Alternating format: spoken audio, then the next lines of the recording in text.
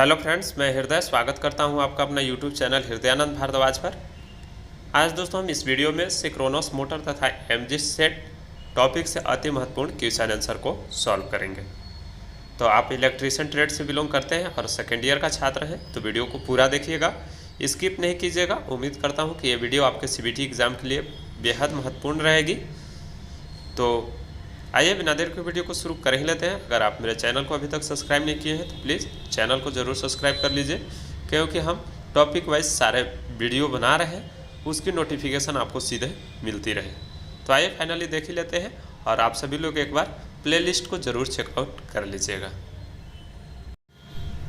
तो आइए सभी क्वेश्चन को हम बेहतरीन तरीक़े से इसमें सॉल्व करेंगे और प्रीवियस वीडियो की तरह राइट ऑप्शन को देखेंगे। बीच में इंपॉर्टेंट पॉइंट होगी उसको मैं बताते चलूँगा, ठीक है।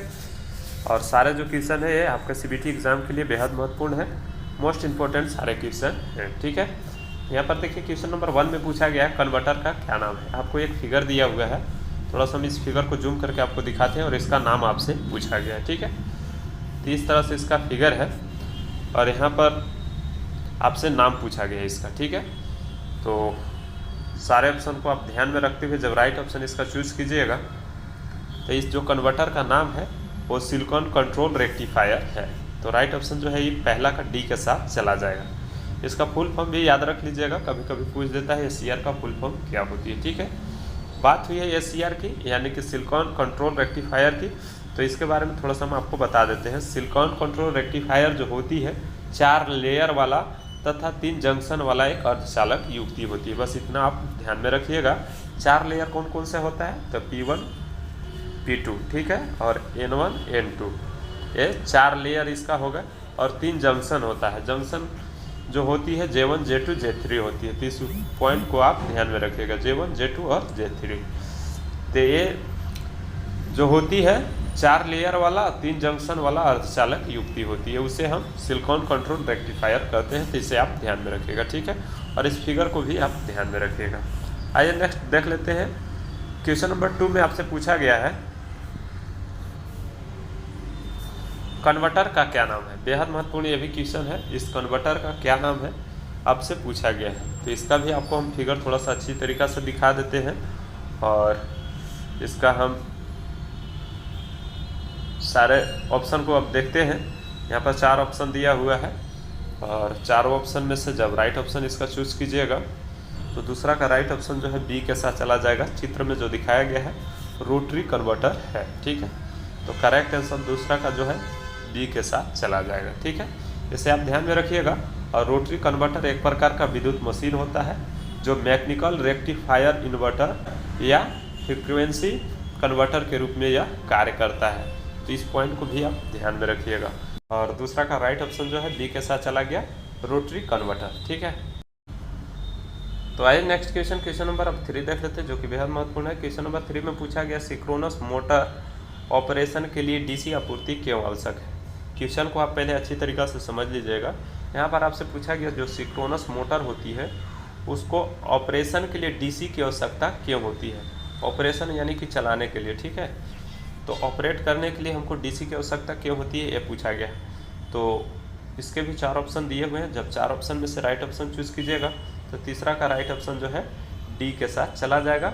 मोटर की तुल्यकालिक गति पर चलाने के लिए डीसी की सप्लाई दी जाती है और यह जो होती है फील्ड वाइंडिंग पर डीसी जब सक्रिय होता है तो टॉर्क बल उत्पन्न करता है, ठीक है।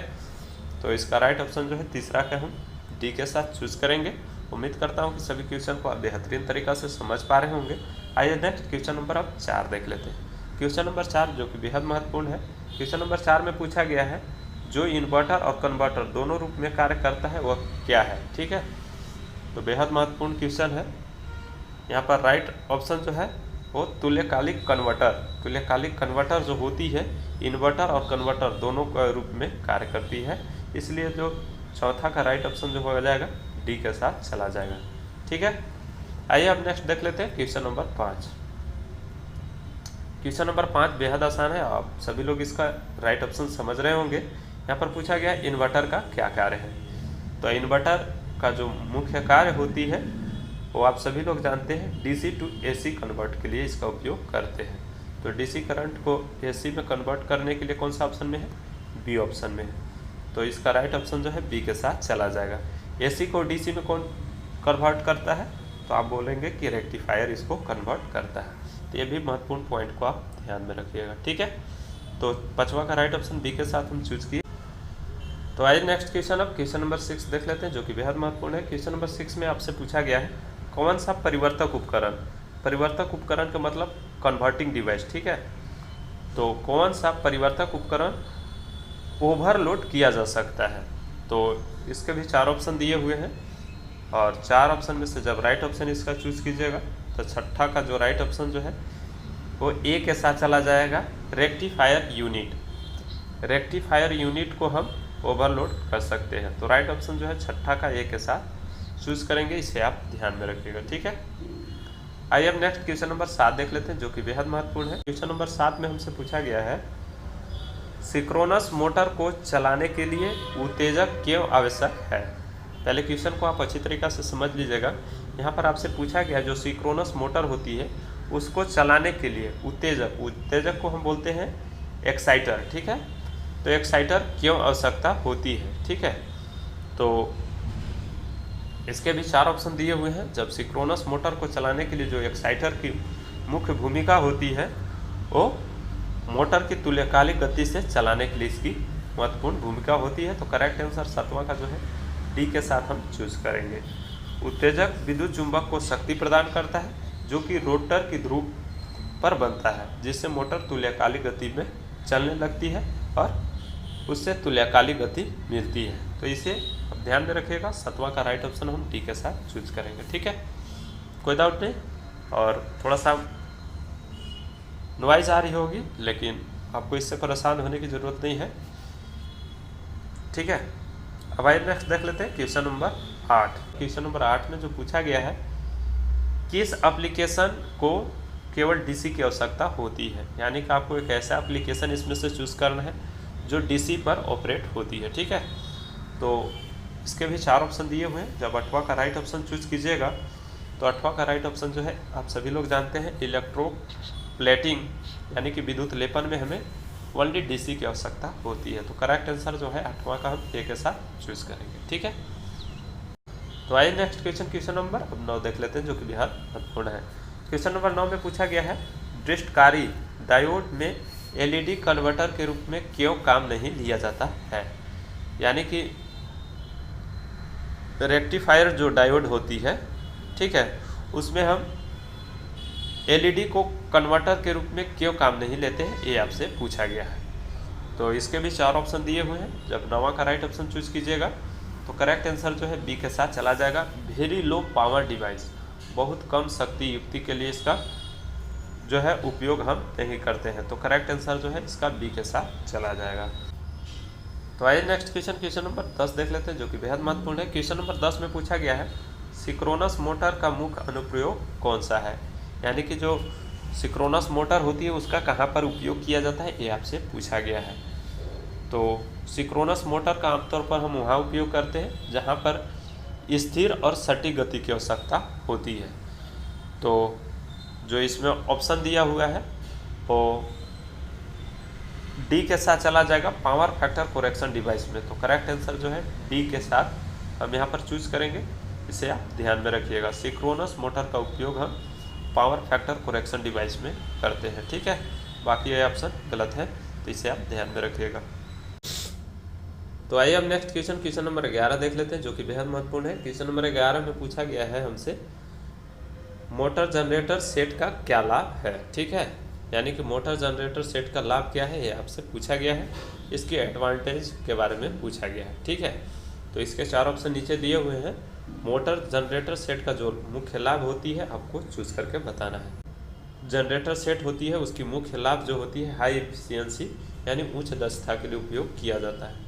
तो करेक्ट आंसर जो है 11 का हम बी के साथ चूज करेंगे, ठीक है, इसे आप ध्यान में रखिएगा।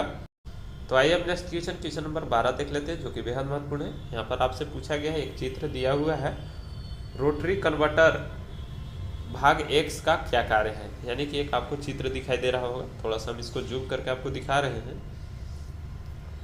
और यहाँ पर जो आपसे पूछा गया है ए वाला भाग का मुख्य क्या कार्य है, ये आपसे पूछा गया जो एक्स से डिनोट किया गया है। ठीक है, तो इसके चारों ऑप्शन को आप ध्यान में रखते हुए राइट ऑप्शन चूज कीजिएगा। तो 12 का राइट ऑप्शन जो है, 12 का जो राइट ऑप्शन है वो डी के साथ चला जाएगा। Collected delivered direct current, यानी कि वितरित प्रत्यक्ष धारा को एकत्र करता है। तो करेक्ट आंसर जो है इसका डी के साथ हम चूज करेंगे। ठीक है, आइए हम नेक्स्ट देख लेते हैं क्वेश्चन नंबर 13, जो कि बेहद महत्वपूर्ण है। नंबर 13 में पूछा गया है शुरू में एक तुल्यकालिक मोटर का डैम्पर वाइंडिंग का मुख्य उद्देश्य क्या है। यानी कि आपसे यहाँ पर पूछा गया है कि जो सिंक्रोनस मोटर होती है उसकी स्टार्टिंग में जो डैम्पर वाइंडिंग का मुख्य पर्पस जो होती है क्या होती है, आपसे पूछा गया है। तो डैम्पर वाइंडिंग का मुख्य जो पर्पस होती है वो 13 का राइट ऑप्शन जो है डी के साथ चला जाएगा। डैम्पर वाइंडिंग का जो मुख्य उद्देश्य होती है एक नियत गति बनाए रखने के लिए और उच्च चुंबकीय क्षेत्र का निर्माण करने के लिए किया जाता है। तो इसका मुख्य उद्देश्य यही होता है और करेक्ट आंसर जो है 13 का डी के साथ चला गया, इसे आप ध्यान में रखिएगा। ठीक है, आइए अब नेक्स्ट क्वेश्चन देख लेते हैं, क्वेश्चन नंबर 14। क्वेश्चन नंबर 14 में हमसे पूछा गया है सिंक्रोनस मोटर सिंक्रोनस गति पर क्यों नहीं चलती है। तो इसके भी 4 ऑप्शन दिए हुए हैं। जब 4 ऑप्शन में से राइट ऑप्शन चूज कीजिएगा तो 14 का राइट ऑप्शन जो है ए के साथ चला जाएगा। इनसफिशिएंट एक्साइटेशन के कारण जो है यह सिंक्रोनस मोटर सिंक्रोनस गति पर नहीं चलती है। तो करेक्ट आंसर जो है हम ए के साथ चूज करेंगे। ठीक है, तो आइए नेक्स्ट क्वेश्चन, अब क्वेश्चन नंबर 15 देख लेते हैं, जो कि बेहद महत्वपूर्ण है। क्वेश्चन नंबर 15 में पूछा गया है सिंक्रोनस मोटर को सिंक्रोनस कंडेंसर के रूप में कैसे उपयोग किया जाता है। ठीक है, क्वेश्चन को आप अच्छी तरीक़ा से समझ लीजिएगा। यहाँ पर आपसे पूछा गया जो सिंक्रोनस मोटर होती है वो सिंक्रोनस कंडेंसर के रूप में कैसे उपयोग करते हैं, ये आपसे पूछा गया है। तो जब सारे ऑप्शन को ध्यान में रखते हुए इसका राइट ऑप्शन चूज कीजिएगा तो 2 ऑप्शन यहाँ पर है और 2 ऑप्शन यहाँ पर, और उसमें जब राइट ऑप्शन को चूज कीजिएगा तो करेक्ट आंसर जो है 15 का बी के साथ चला जाएगा। रोटर की उत्तेजना में बदलाव करके हम सिंक्रोनस मोटर को सिंक्रोनस कंडेंसर के रूप में उपयोग कर सकते हैं। तो करेक्ट आंसर जो है 15 का हम बी के साथ चूज करेंगे। ठीक है, आइए नेक्स्ट देख लेते हैं क्वेश्चन नंबर 16। तो आइए नेक्स्ट क्वेश्चन नंबर 16 देख लेते हैं, जो कि बेहद महत्वपूर्ण है। क्वेश्चन नंबर 16 में हमसे पूछा गया है तुल्यकालिक मोटर में डैम्पर वाइंडिंग का क्या कार्य होती है। यानी कि आपसे पूछा गया है जो सिंक्रोनस मोटर होती है उसमें डैम्पर वाइंडिंग की जाती है, उसका मुख्य कार्य क्या होती है। तो इसके भी 4 ऑप्शन दिए हुए हैं। जब राइट ऑप्शन चूज कीजिएगा तो 16 का राइट ऑप्शन जो है डी के साथ चला जाएगा। सिंक्रोनस मोटर को शुरू करने के लिए यानी कि स्टार्ट करने के लिए डैम्पर वाइंडिंग की जाती है। तो करेक्ट आंसर जो है 16 का हम डी के साथ चूज करेंगे, इसे आप ध्यान में रखिएगा। क्वेश्चन नंबर 17 में हमसे पूछा गया है कौन सा कन्वर्टर का उच्च दक्षता होती है। ठीक है, तो ये सारे कन्वर्टर का आपको नाम दिए हुए हैं और इसमें से पूछा गया किसका जो इफिशियंसी होती है वो हाई होती है। ठीक है, तो यहाँ पर उच्च जो दक्षता होती है SCR कन्वर्टर की होती है। तो करेक्ट आंसर जो है 17 का ए के साथ चूज करेंगे, इसे आप ध्यान में रखिएगा। आइए नेक्स्ट क्वेश्चन नंबर अब 18 देख लेते हैं। अरे इस वीडियो का आखिरी क्वेश्चन है। ठीक है, क्वेश्चन नंबर 18 में पूछा गया है हमसे कैसे तुल्यकालिक मोटर पावर फैक्टर के सुधारक के रूप में काम करता है। यानी कि जो तुल्यकालिक मोटर जो होती है सिंक्रोनस मोटर वो पावर फैक्टर सुधारक के रूप में कैसे काम करता है। तो ये बेहद महत्वपूर्ण क्वेश्चन है और इसे आप ध्यान में भी रखिएगा। और जब इसका राइट ऑप्शन चूज कीजिएगा तो करेक्ट आंसर जो है 18 का बी के साथ चला जाएगा।